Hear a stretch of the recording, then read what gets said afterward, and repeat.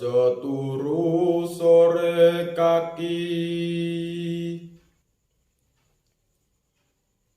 ana dewa langlang jagat,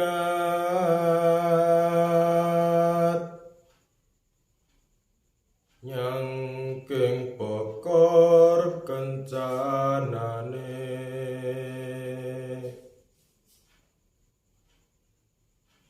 Isine donga tetulak,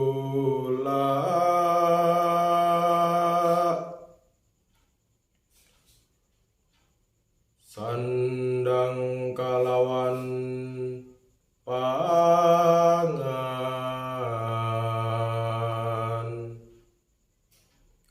ya iku bagianipun